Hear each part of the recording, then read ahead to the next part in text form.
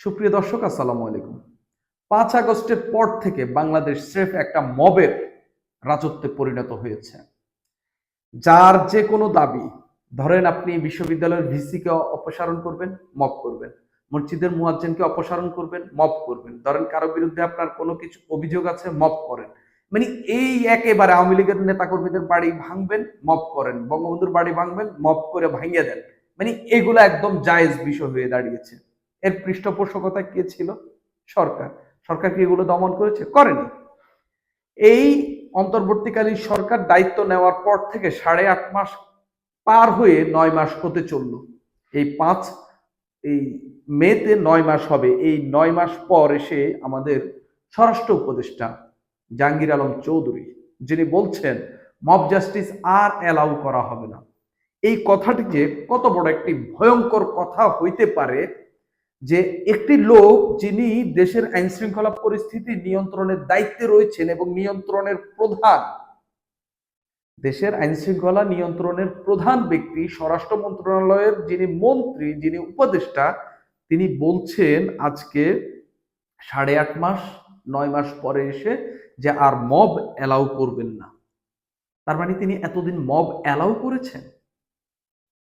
Mob মানে এক ধরনের একটা সন্ত্রাসবাদ, মব একটি অপরাধ, এতে কোনো সন্দেহ নেই। যে কোনো আইনের ভাষায় মব অপরাধ। তাহলে আপনি অপরাধকে এতদিন অ্যালাউ করেছেন, আপনি এখন হঠাৎ করে ৮.৫ মাস পর এসে বলছেন আর মব অ্যালাউ করবেন না। কত বড় ভয়ঙ্কর কথা! শুধুমাত্র এই কথার জন্য তার পদ যাওয়া উচিত এবং তিনি শাস্তির মুখোমুখি হওয়া উচিত। কেননা এতদিন ধরে তিনি মব অ্যালাউ করেছেন বলে। যদি মবকারীরা শাস্তি পেয়ে থাকে, কোনো কোনো জায়গায় দুই একটা মবের ক্ষেত্রে, মাজার ভাঙার ক্ষেত্রে, তারপরে হচ্ছে আপনার আরো দুই একটি জায়গায় শেষ দিকের কিছু মবের কারণে কয়েকজনকে গ্রেপ্তার করা হয়েছে, তাদেরকে অ্যালাউ করার জন্য স্বরাষ্ট্র উপদেষ্টাকে গ্রেপ্তার করা উচিত, শুধুমাত্র এতদিন মবকে অ্যালাউ করার জন্য। আপনাকে কি এই রাষ্ট্রের, এই দেশের স্বরাষ্ট্র মন্ত্রণালয়ের দায়িত্ব দেওয়া হয়েছে মবকে অ্যালাউ করার জন্য? গত ৮.৫ মাস ধরে কেন আপনি মবের বিরুদ্ধে শক্ত হইতে পারেন নাই? এখন কেন এসে আপনি মবের বিরুদ্ধে শক্ত অবস্থান নিচ্ছেন?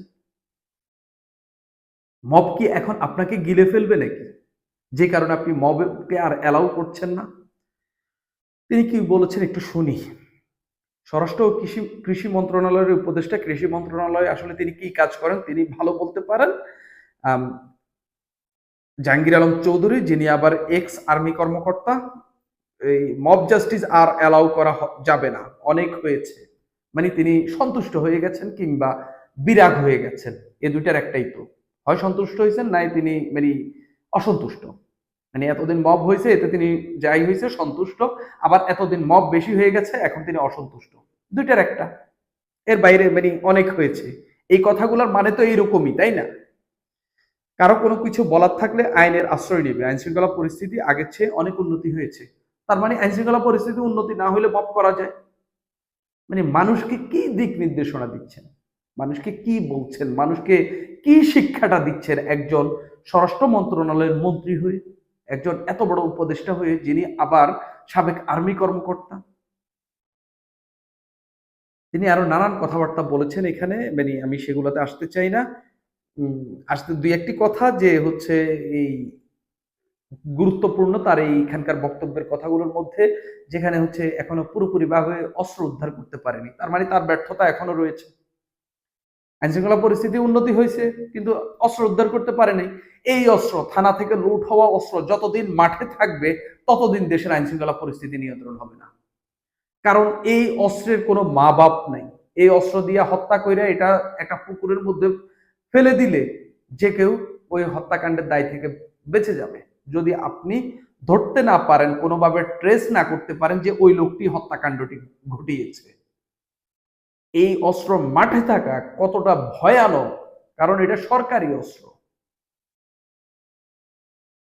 এই অস্ত্র এখন পর্যন্ত আমাদের এই স্বরাষ্ট্র মন্ত্রণালয়ের এই উপদেষ্টা পদে থাকাকালে এখন পর্যন্ত উদ্ধার করা হয়নি। গত ৮ মাসে আপনার সফলতাটা কি? মানুষ, আমি বলতেছি, মানুষ নিজে নিজে মারামারি করেছেন, নিজে নিজে শান্ত হয়েছে। আপনি কোনো কিছু শান্ত করেননি, এমন কিছু করে ফেলেননি আপনি যার কারণে মানুষ আসলে ঘরে ঢুকেছে, অপরাধ প্রবণতা তাদের কমে এসেছে, এরকম না, একেবারেই এরকম না। শুধুমাত্র মানুষ নিজেদের মধ্যে মারামারি করতে করতে অনেকটা ক্লান্ত হয়ে কিছু মানুষ ঘরে ফিরেছে। এরা যে আবার বেরিয়ে আসবে না, এটা কিন্তু আপনি বলতে পারবেন না। আপনি মনে করেন না যে হচ্ছে আপনি সবকিছু নিয়ন্ত্রণ করে ফেলেছেন, আপনি সবকিছু ঠিক করে ফেলেছেন। কোনো কিছুই নিয়ন্ত্রণ হয়নি। আপনি এখন এসে বলছেন আর মব অ্যালাউ করবেন না। কালকে যদি ঘোষণা দিয়ে ঢাকা শহরে বা আগামী ১ সপ্তাহ পর যদি ঘোষণা দিয়ে ঢাকা শহরে একটা আওয়ামী লীগের নেতার বাড়ি ভাঙচুর করা হয়, আপনি কিচ্ছু করতে পারবেন না, একেবারে কিচ্ছু করতে পারেন না, বরঞ্চ আপনি তাদেরকে সমর্থন দেবেন।